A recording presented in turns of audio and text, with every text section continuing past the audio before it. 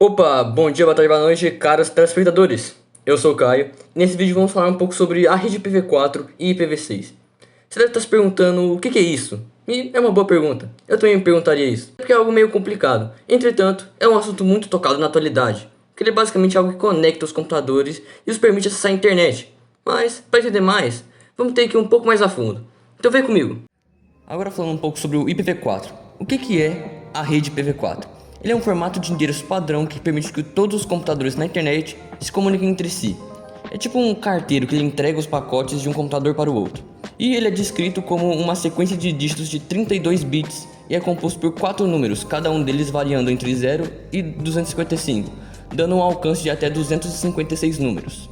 Agora, a importância dele nas comunicações de redes e computadores. Ele é considerado um dos principais protocolos padrões de comunicação, sendo a primeira vez implementado para a produção ARPANET em 1983.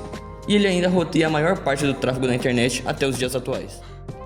Uma rede IPv4 ela é dividida em 3 classes diferentes, onde a classe A ela possui um conjunto de endereços que ele vai desde o 1000 até o 127.000, onde o primeiro octeto, que é os primeiros 8 bits, ele é um endereço IP que identifica a rede e os restantes 3 octetos de 24 bits irão identificar o determinado host nessa rede. Enquanto a classe B, ela possui um conjunto de endereços que vão desde o 128.000 até o 191.255.000, onde os primeiros octetos de 16 bits de um endereço de IP identificam a rede e os restantes 2 octetos irão identificar um determinado host nessa rede. E, diferentemente deles, a classe C ela possui um conjunto de endereços que vão desde o 192.000 até o 223.255.255.0, onde os 3 primeiros octetos de 24 bits de um endereço IP identificam a rede e o restante octeto de 8 bits irão identificar um determinado host nessa rede. Agora, trocando um pouco de assunto, vamos explicar um pouco sobre máscara de subrede. Uma máscara de subrede, também conhecida como subnet mask ou netmask, é um número de 32 bits utilizado em IP para separar a parte correspondente à rede pública e a subrede aos hosts. Uma máscara de subrede é como um endereço de IP, mas apenas para uso interno dentro de uma rede. Os roteadores usam máscaras de subrede para encaminhar pacotes de dados para o lugar certo. Agora, falando sobre faixas de IP reservadas, que está diretamente associado a todo esse conteúdo. Uma reserva de IP de DHCP, ou definição de um endereço de IP estático para um dispositivo. Isso significa que quando você usa uma reserva de IP de DHCP, que é uma forma de rede, você está dizendo que a rede Wi-Fi para atribuir o mesmo endereço para o mesmo dispositivo específico sempre que o dispositivo for se conectar à rede. Alguns intervalos de endereço IP privados são os seguintes que vão aparecer neste exemplo, onde normalmente há 4 tipos principais de endereço IP, incluindo endereço IP público. O endereço IP público ele é um endereço IP visível para qualquer pessoa conectada à mesma rede, e ele é sempre visível e de fácil acesso. Agora vamos falar um pouco sobre a diferença entre IP público e privado, e um pouco sobre IPv6. Mas eu acho que para isso eu não tenho tanta especialidade para falar, então vamos deixar para outra pessoa. Olá, eu sou a Giovana e vou falar um pouquinho sobre as diferenças entre o IP público e o IP privado e depois um pouquinho do IPv6. O endereço de IPv4 público é o único que pode ser acessado diretamente pela internet.